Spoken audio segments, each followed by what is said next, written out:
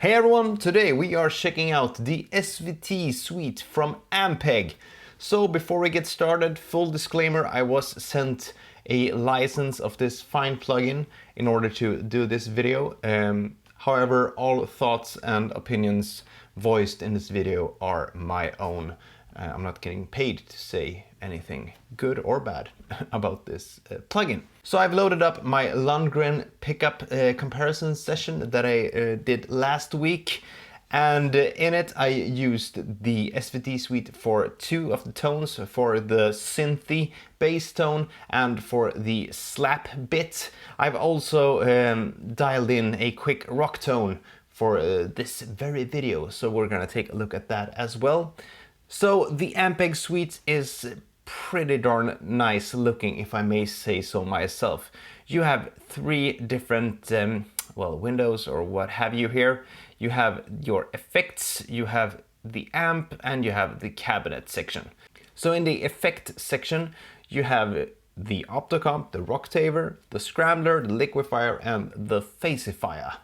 So you have quite a big array of pedals. What's really cool is that you can actually move them around in the signal chain. So that is pretty darn nice and nifty. Myself, I enjoy having the compressor, say, after the distortion in some cases. So you can do that with just, the flick of a switch and you're good to go. So that's very nice.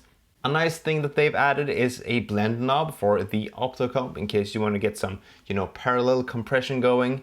Other than that, they are pretty spot on with the real pedals. I've tried the Optocomp, the Scrambler, and the Liquefier, and I'm really impressed with how good these ones sound. I've never tried the Rocktaver or the Phasifier, with that being said, I was really thrilled about the Rocktaver, and I need to look into getting one of those because it sounded pretty darn amazing in this setup. So this is my Synthy bass tone.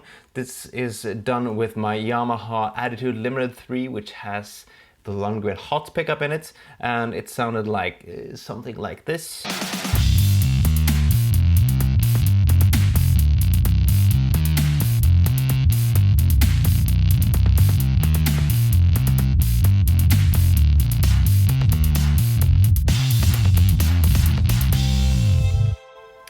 So yeah, it's a pretty darn synthy tone.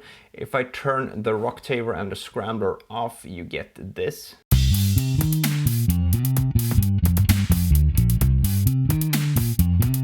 No Optocomp either.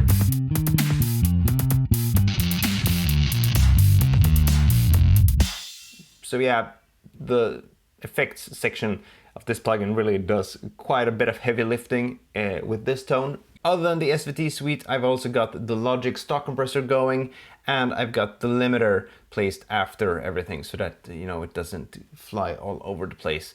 But yeah, just the stock plugins from Logic, nothing too fancy there. I just wanted some additional compression apart from the one that I'm getting from the Optocomp. Here's without the compressor in Logic.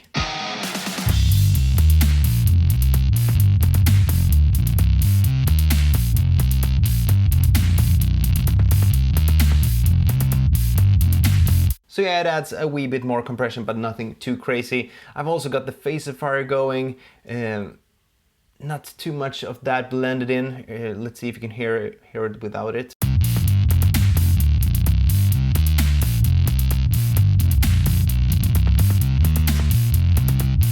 So nothing too crazy with that one. But yeah, these effects sound really, really good. They really sound like their actual counterparts, at least. The Scrambler and the Optocomp. I can't speak for the Rocktaver and the Phasifier, obviously. Anyways, amp-wise, we've got the SVT4 Pro going. Nothing too fancy here in the EQ section. I've got the graphic EQ engaged, the bright switch is not engaged, but I've got the ultra high and the ultra low engaged. And other than that, yeah, you can see these settings are pretty vanilla, so to speak. Most of the heavy lifting comes from the effects. And cab-wise, here's what we got going here. I'm really impressed with how good these cabinets sound, and yeah, Ampeg did a great job with these cabs. You can also load in your own IRs if you want to. I haven't had the need to with this fine setup as it is. As you can see, there is no low or high cut going. There is some at 60 Hz here on the rightmost cab, but other than that, it's pretty, you know, straightforward in terms of dialing that in that tone. So yeah, that's the synth-esque tone that I used here for that Lundgren demo.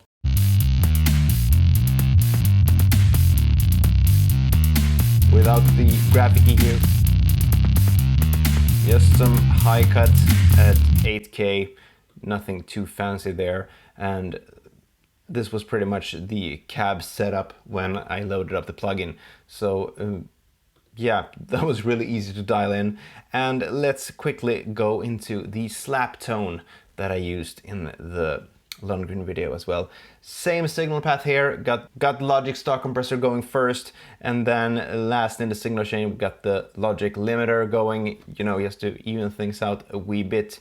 And most of the tone shaping takes place within the SVT Suite. So here I've got the optocomp going. I've got it set for a really quick release so that you can really let those transients through. A 75% blend and a 5.9 amount of compression. And I've got the phasifier going as well with a very, very subtle amount of phasing. So let's start with the effects. Let's hear what the phasifier does here.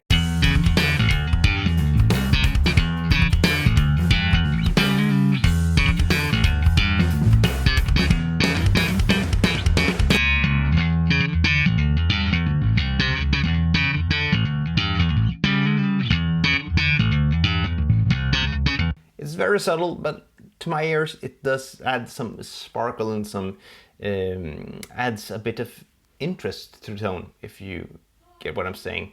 Amp wise, we got the SVT4 Pro going as well. Got some bass and mid boost here. Nothing too crazy here on the graphic EQ, just some, you know, top end boost to add some shimmer. And cab wise, it's pretty much the same setup as with the synth tone. I didn't spend that much time with the cabinet section here. So those were the two tones that I used in the past video. Here is what I dialed in today. So this tone I dial in using just the SVT Suite. There is no, you know, additional plugins going here. Here I've got the Heritage 50th anniversary loaded up. You can really do some cool things with this. You can do, you know, the jumping of the cables if you want to, you know, jumping the channels between each other, and you've got the back section here as well. So you can actually adjust the sag, the hum, the ripple, the bias, and the bias excursion. Users of the Line 6 Helix products will probably recognize these additional controls. And you can also select a few different, you know, settings here. I've got it set for the standard one. I haven't really dove into that part of this amp just yet. Here are my settings for this tone. Let's play it so you can hear what it sounds like in a full context.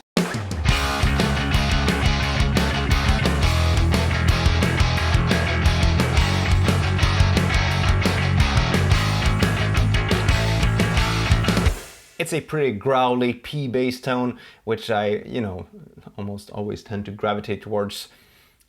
Here's what it sounds like soloed.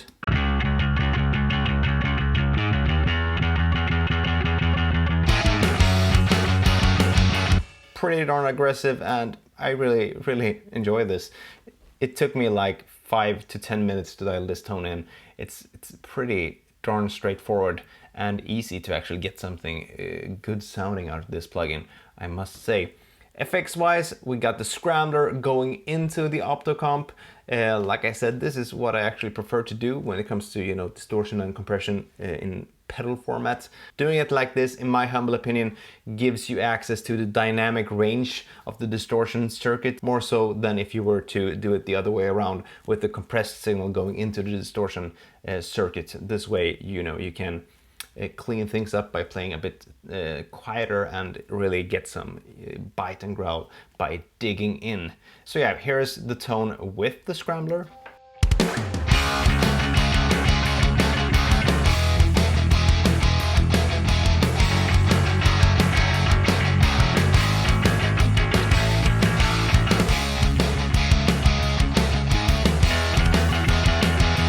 It adds a bit of clank and bite to the tone, which I really dig. Here is what it would sound like with the compressor before it.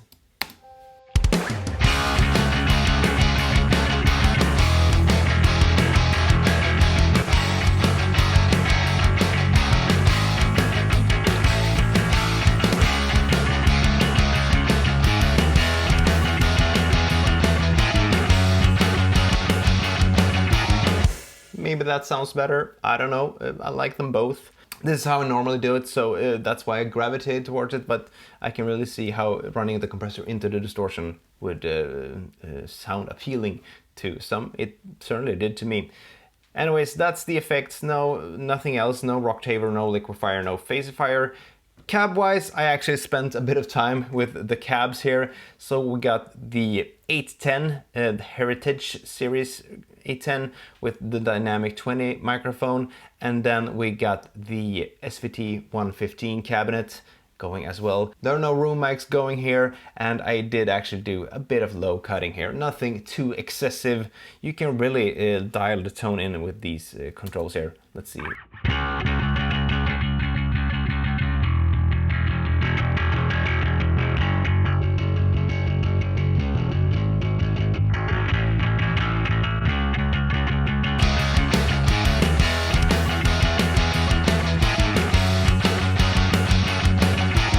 You can change the axis.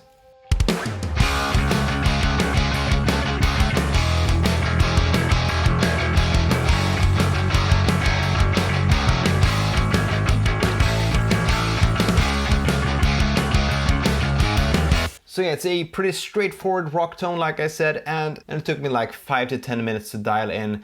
You of course have a bunch of presets from different artists and producers going here as well as some, presets assigned to the different amp heads and whatnot. And yeah, the Ampeg SVT Suite, really impressed with it and really glad that I got the chance to check it out. You can try this plugin out yourself if you want to for free for 14 days. If you go to Ampeg's homepage and download the trial, and I'm probably gonna use this a whole lot when recording because I enjoy mixing and doing the tweaking in the box, so to speak, and just recording straight the eyes, and for that this is just outstanding. I haven't gone into the Ampeg DI section here because I haven't used that just yet, but yeah, this sounds absolutely amazing. Sits great in a mix, and it's really easy to get started with this. If you're new to dialing in tones using plugins, it's always good to start with these presets that you got here, and it's really happy with this plugin. It sounds great, it's easy to use, and it looks great. That's also a huge part of plugins. Some plugins just look like like this, and that's fine. Some people like that, but it's always good to have a beautiful plugin like this. The one thing that I would add myself is the option to scale it, because now it's stuck in this size, so to speak. It would be nice to expand it further, like a lot of plugins allow you to do these days. But sound wise, there is nothing to complain about. It sounds great. So again, here's the rock tone in a full mix context.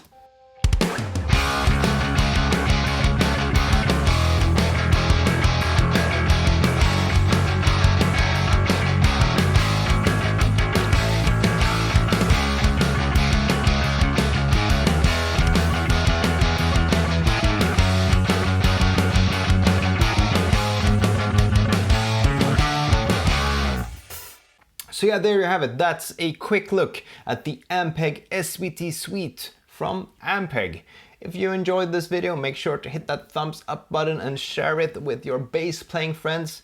Also make sure to hit that subscribe button and ring that notification bell. And I'll see you guys and gals and cats and dogs in the next video. Until next time, take care. Bye. But hey, I'm in the band.